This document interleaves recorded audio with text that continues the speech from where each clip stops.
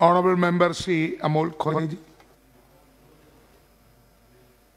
धन्यवाद अध्यक्ष महोदय, आपने मुझे बोलने का अवसर दिया। माननीय राष्ट्रपति जी ने अपने अभिभाषण में सरकार की कई सारी उपलब्धियों का उल्लेख किया और मैं उन उपलब्धियों के लिए सरकार का अभिनंदन करना चाहूंगा जिनका लाभ अंतिम पंक्ति में खड़े अंतिम व्यक्ति तक पहुंचा हो।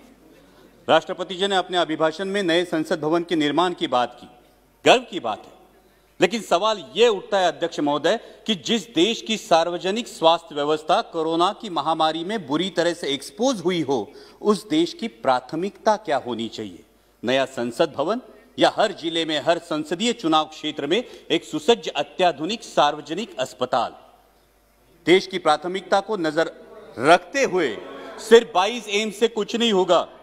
देश की प्राथमिकता को नजर रखते हुए पहले अस्पताल और फिर संसद भवन, इस पर आत्मचिंतन हो, ये मेरी गुजारिश है। Please silence, silence please.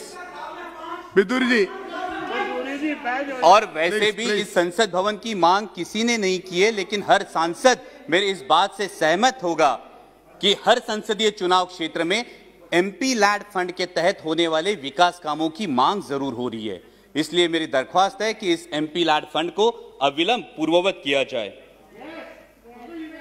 इसमें अभिभाषण में केंद्र और राज्य के सरकारों के बीच कोऑर्डिनेशन की भी बात की गई। माननीय minister of finance state Anurag ji यहां उपस्थित है। मैं आपका ध्यान आकर्षित करना चाहूंगा कि महाराष्ट्र की सरकार को जीएसटी की 25,000 करोड़ की राशि प्रदान होना बाकी है, उस पर अविलंब विचार किया जाए। राष्ट्रपति जी ने अपने अभिभाषण में युवाओं के रोजगार की बात की। इस सरकार ने सपना दिखाया था कि सालाना 2 करोड़ युवाओं को रोजगार मिलेगा। अजय मिलना तो छोड़िए, जो हाथ में था वो भी चला गया। आज 1000 नौकरियों के लिए लाख युवा अप्लाई करते हैं और 4th क्लास की नौकरी के लिए ग्रेजुएट्स और पोस्ट ग्रेजुएट्स कतार में खड़े आते हैं। पहले नीम और अब नेशनल अप्रेंटिस जैसे प्रोग्राम, ये जो नीतियां हैं, ये देश के युवा वर्ग के लिए शोषण व्यवस्था साबित हो रहे हैं, क्योंकि पहले नौकरी लग जाती है, फिर माँ बाप शादी कर देते हैं और 2 साल में कंपनी ब्रेक दे देती है ताकि उसको परमानेंट ना करना पड़े और युवा के भविष्य में अंधेरा छा जाता है। इसलिए इन युवाओं के आक्रोश को समझे और इन नीतियों पर पुनर्विचार हो। इस अभिभाषण में और एक बहुत अच्छी बात की गई, वो है आत्मनिर्भर भारत की। जब हम सबने सुना था कि देश को बिकने नहीं देंगे तो हर किसी को गर्व महसूस हुआ था, लेकिन शायद उसके बाद OLX का विज्ञापन कुछ ज्यादा प्रभावशाली साबित हुआ और वो नीतियों में भी दिखने लगा। बेच डाल, BPCL बेच डाल, BSNL बेच डाल, एयरपोर्ट्स बेच डाल, सीपोर्ट्स बेच डाल। अब डर लगने लगा है कि यह आत्मनिर्भर भारत की बात हो रही है या फिर चुनिंदा पूंजीपति निर्भर भारत की। मैं सचेत करना चाहूंगा कि इस प्रकार से मुक्त अर्थव्यवस्था के आड़े में अगर हम क्रूनी कैपिटलिज्म को बढ़ावा देकर देश के संसाधन चुनिंदा पूंजीपतियों के हाथ में सौंप दे तो देश की आने वाली पीढ़ियां हमें कभी माफ नहीं करेंगी। इसमें राष्ट्रपति जी के अभिभाषण में किसानों की योजनाओं की बात की गई, लेकिन आज जो हमारे अन्नदाता, हमारे किसान भाई दिल्ली की सरहदों पर आंदोलन कर रहे हैं, जिसमें 200 से भारतीय, मैं भारतीय कहूंगा, 200 से भारतीय शहीद हुए, उनके प्रति कोई संवेदना इस अभिभाषण में नहीं दिखाई दी। यह आश्चर्यजनक है। गणतंत्र दिवस पर जो घटना घटी उसकी आलोचना अभिभाषण में हुई। हिंसा का कोई समर्थन नहीं हो सकता, ना ही होना चाहिए, लेकिन उसके उपलक्ष्य में, sir please let me continue, हिंसा का कोई समर्थन नहीं हो सकता, ना ही होना चाहिए, लेकिन उसके उपलक्ष्य में इस किसान आंदोलन को बदनाम करने की जो साजिश रची गई वो निंदनीय है। पहले बताया गया कि सिर्फ पंजाब के किसान हैं, फिर बताया गया कि ये तो आड़तीय है, फिर बताया गया कि ये खालिस्तानी है। Please sit down. Bidur ji, honourable member Bidur ji, बैठिए। Bidur ji please take your seat. Bidur ji, honorable member, please take your seat. So please bring house in order. Why you are angry? Sir, अगर you sit down there. Sir अगर ऐसे बोलेंगे कल इनके नेता भी बोलेंगे, तब हम बीच में चलाएंगे, फिर अच्छा होगा सर। No, why? ये जानबूझ के है। Whenever you, Bidur ji, whenever you will speak, at that time That time you can tell everything. Why you are stand up every time?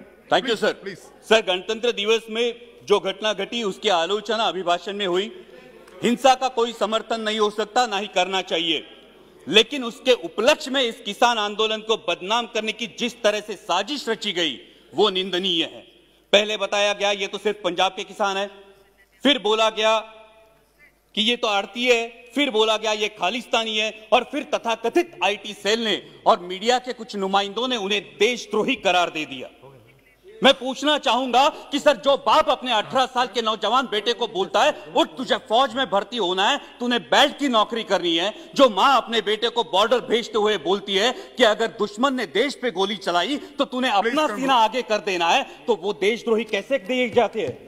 Sir, आज बेटा सियाचिन में -डिग्री सेल्सियस में देश की रक्षा कर रहा है और उसका 70 साल का बूढ़ा बाप दिल्ली की सरहदों पर अपने हक के लिए कड़ाके की सर्दी में आंदोलन कर रहा है, तो किस मुंह से बोलेंगे जय जवान जय किसान? और सर, आज तो देश को 2 नए शब्द मिले हैं, उसमें से एक है आंदोलन जीवी। मैं शुक्रगुजार हूं इस शब्द के लिए, कारण महाराष्ट्रातले भाजपचे नेते सतत उठसूट आंदोलन करत होते, त्यांना काय म्हणायचं ते आम्हाला या शब्दामुळे कळलं। पण ज्या कष्टकरी वर्गासाठी आमचे बाबा आढावांसारखे सामाजिक कार्यकर्ते वयाच्या 90 ठामपणे उभे राहतात, ते मात्र महाराष्ट्राचा अभिमान है। लेकिन मैं पूछना चाहूंगा सर आपके माध्यम से कि जिस देश की स्वतंत्रता की बुनियाद ही आंदोलन हो, उस देश में इस बात का प्रयोग कैसे किया जा सकता है? सिर्फ 1 मिनट में कंक्लूड करूंगा सर। यहां पे कई माननीय सदस्य बोलते हुए उन्होंने परराष्ट्र में जिन्होंने अच्छी बात की उसकी सराहना की, लेकिन ये कैसी विडंबना है सर, जब ब्राजील के राष्ट्राध्यक्ष संजीवनी की उपाधि देंगे तो हम खुश होंगे, जब अमेरिकी पूर्व राष्ट्राध्यक्ष हाउडी मोदी बोलेंगे तो हम तालियां बजाएंगे, और जब कोई विदेशी मानवता के दृष्टिकोण से किसान आंदोलन पर टिप्पणी करेगा तो फिर वो फॉरेन डिस्ट्रक्टिव आइडियोलॉजी हो जाती है। सर, ये बैरिकेड्स लगाना, ये फेंसिंग करना, ये किस प्रजातंत्र का लक्षण है? सर, महामहिम राष्ट्रपति जी ने अपने अभिभाषण में आर्य चाणक्य के पंक्तियों का उल्लेख किया, लेकिन मैं इस सदन को बताना चाहूंगा कि उन्हीं आर्य चाणक्य ने यह भी बताया है कि जब राजा का अहंकार प्रजाहित से ऊपर उठ जाए तो समझ लेना कि उसके शासनकाल का अंत निश्चित है। और इसीलिए मैं दरख्वास्त करूंगा कि संवेदनशीलता से इस समस्या का किसानों के हित में हल निकाले, ताकि फिर हर देशवासी गर्व से कह सके जय जवान जय किसान।